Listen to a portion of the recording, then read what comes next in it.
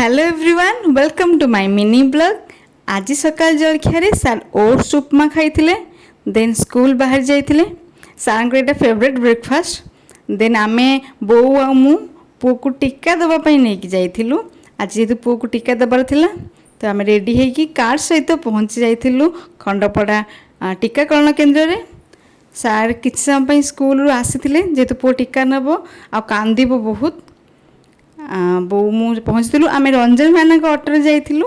यहाँ खंडपड़ार मेडिकल सामना आप देखिपे केते सुंदर खंडपड़ा। देन टीका देगी पुओ को आम घर को फेरी आसिलु। आसला बेल को मम्मी सब रोसई कर देथिले। आज लंच रे हितला आलू आ मटर कषा ता सहित एग ऑमलेट। तो लंच ये करथिलु डालमा भी होता। देन डिनर रे रुटी सहित सकाळर चना मसला आलू फुलकोबी भजा सहित डिनरटा करथिलु। एमिति भाबे आज दिन कटिला। I hope you like my video. Thank you for watching.